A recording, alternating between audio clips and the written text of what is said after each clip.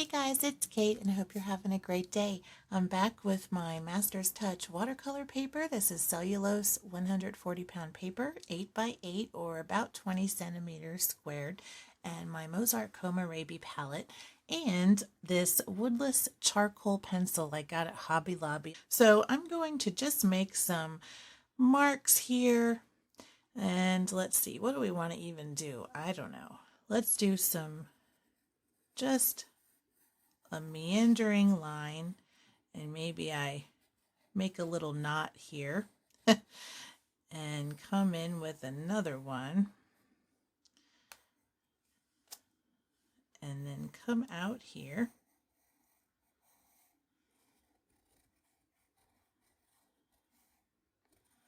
and why don't we come up right off the page here or off to the side. And why don't we have another line coming here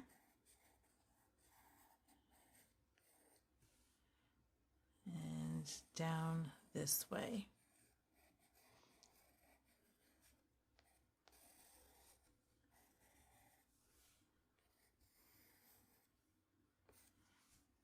And we'll just have some fun marks there. All right, into our water. I'm grabbing my quill brush and I'm going to dip into this peak green. It's kind of a bright green, and I'm going to grab my little mixing well here, which is actually a sauce cup, but I love to use it for blending paints. And I'm going to grab plenty of color and mix it. And I'm probably going to add maybe a little bit of this gamboge too, and get that in the green,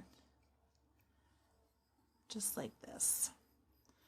So we got ourselves a pretty decently dark green. Let me add some Payne's Gray to that too. Payne's Gray is one of my favorite colors, and I really love the Payne's Gray that's in this Kohlrabi palette.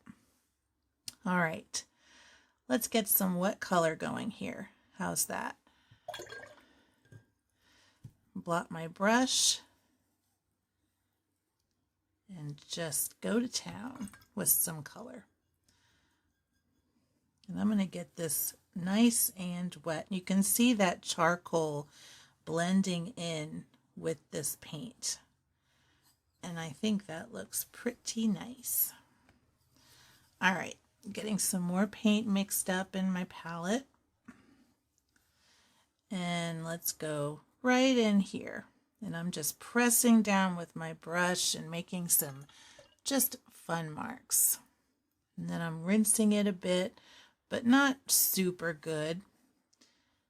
And then I'm just going to drag the rest of this out with some water.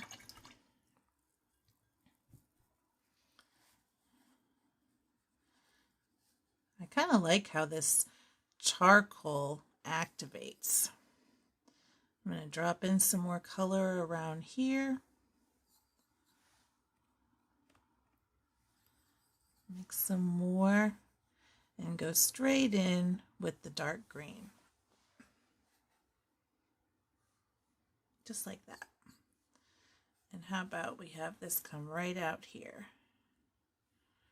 Now what I might do next is get some of this yellow, mix it with the green that I have left in my little mixing well, and I'm going to add some brown and just kind of tone it down a bit so it kind of gives you this bit of this like muddy kind of yellow green color. I'm going to come in straight in with some of that as well,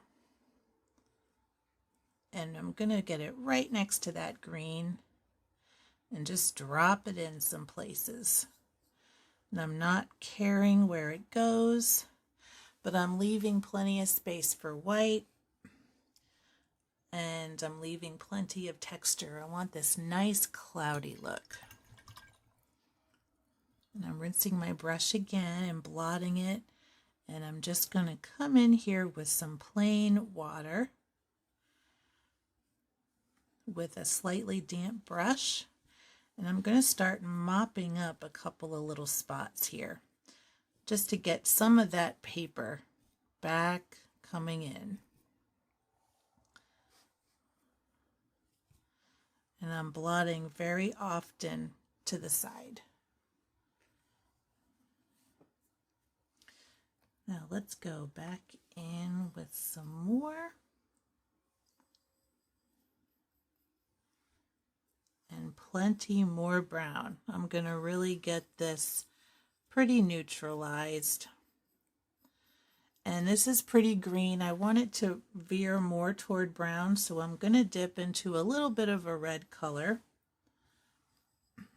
and mix that into, and this will be neutralized quite a bit more, and it'll veer more toward a kind of chocolatey brown. If you mix complementary colors together, then you will get brown if you mix enough, but if you mix just a little bit, then it will almost tone down the color. So I've got almost a pretty strong mix with the red too, so we'll have a good brown color going on here. Now I'm going to scoop what's left in my mixing well. And I'm gonna give my brush a rinse and a blot and come right down here and just get that to get cloudy. Just like this. And that charcoal seems to pretty well stay put on the page, which is interesting. It's good to know. And I wonder how it would act over gesso, but it does activate a little bit. And you can see it, how it kind of spread out when I was putting color over it, but now that I've kind of mopped it and moved some color around, there's not a whole lot more going on here. So that's really interesting. So I'm going to grab my little liner brush. I'm going to go into this carmine color in the palette. Make sure to get that nice and watery. I'm just going to add a couple little dots here and bring some red into the painting. And since my paper is moist, it's going to do some spreading wherever it's moist. And I'm just going to add this in a few areas.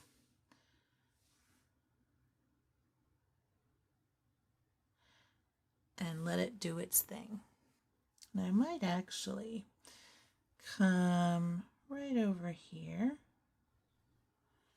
and add some there as well.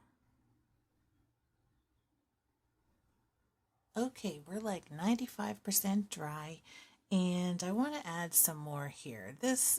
The way I wrote it or drew it, or however you want to say, I don't love this, and I'm going to see if I can add a thicker black mark over the top. I think it needs like something nice and chunky, and this shape is just kind of weird. It's just got this weird little thing coming off here, and I'm not really sure.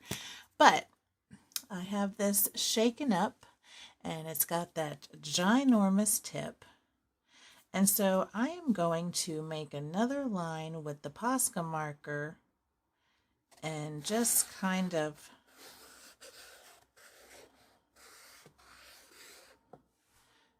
add some very organic marks and just kind of take away some of this attention that we have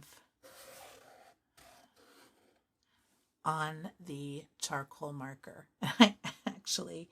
I really like how this turned out.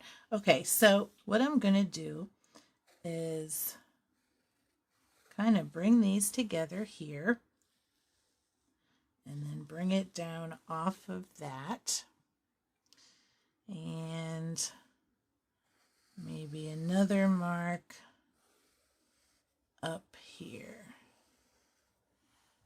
like that. Here too.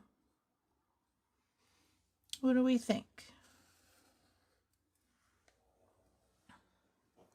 I think that's pretty cool. And it's very unique. That's for sure. Okay, let's see what else we can do here. This is pretty dry. Yeah, that's pretty dry. Let me just make sure I won't get something on it. I'm going to go in with my jelly roll and let's add some marks here. Just off the side of this.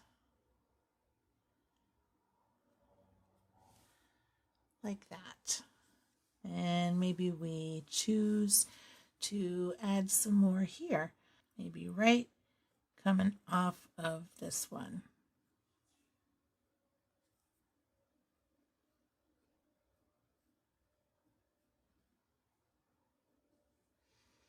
And how about down here?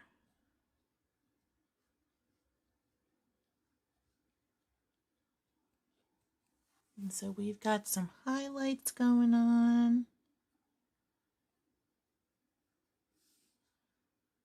And how about a couple there?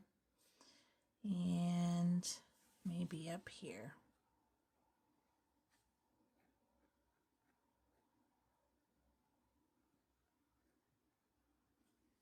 Let's add some metallics. I think I'm going to go into this metallic gold. Let me get some water in here to activate it. So I'm just going to drop my brush in a few times, get a couple drops of water into the pan. And where do we want to go? How about here?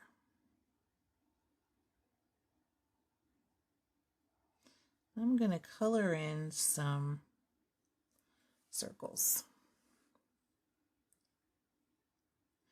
But what I'm going to do is come over into this dark color.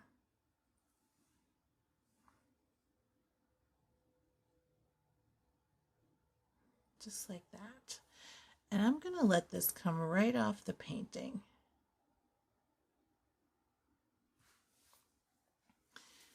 And let's choose someplace else. Maybe this dark area here. And again, I'm going to come off the painting and just fill in my circles. And I'm going to put 3 here.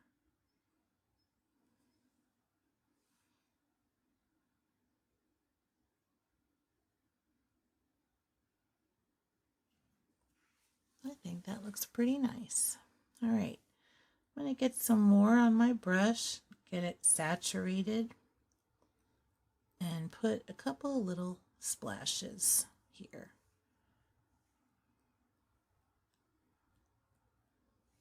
I'm going to kind of concentrate it into an area, sort of coming up along this black line, but I'm not going to put it all over.